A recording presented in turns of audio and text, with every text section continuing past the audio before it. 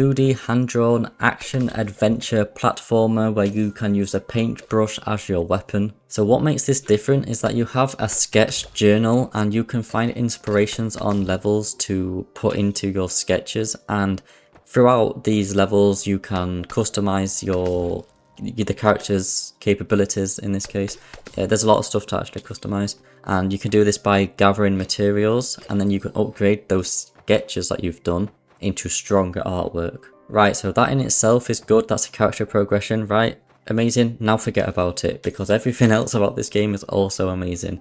The level design, fantastic. Graphics, fantastic.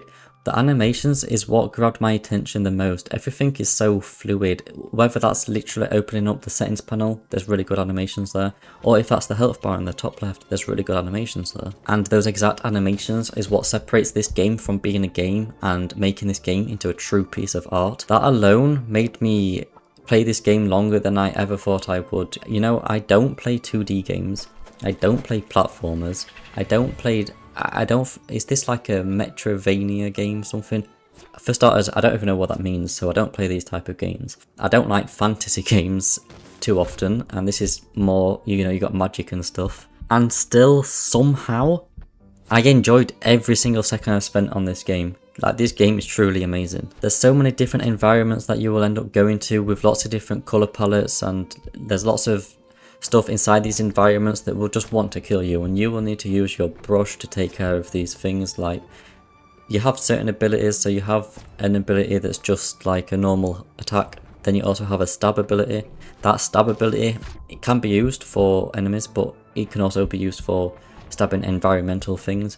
So I will quickly describe the bar in the top left. So there's a bar here in the top left, which is basically quote unquote your energy, and you can only attack so many times, and if this bar goes down to 0, it will start and take some of your health away every time you attack. So you can just spam attack enemies, but most of the time you're actually going to take damage from yourself doing that. So what happens if you do die? Well, you have checkpoints, so you can go back to the checkpoint. These are not close together, by the way, so you don't really want to do that too often. So let's say the checkpoint's so far away, you can, this exact scene, restart the scene.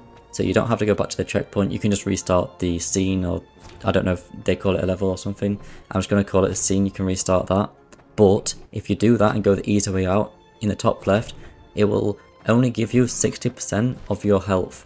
And if you die again, it will only give you 60% of your health. So it keeps going down and down and down until you get to a checkpoint. When you do get to a checkpoint, you can just fully recover your health and everything. Apparently when this game comes out, there will be 6 unique biomes and lots of secrets. Actually, there were secrets in the demo, but they was blocked off. Most of them you couldn't even get to, some of them you could. There's also going to be multiple paths and choices that you can take throughout these levels. There's also collectibles and side quests. Apparently, I don't really know too much about the side quests. I'm just reading from what the developers said here. There's also mini bosses, I guess, with quotations. There isn't any big boss that I found, but there's lots of enemies, regular enemies, and then there's some where the whole scene focuses on this one enemy, and it has a health bar.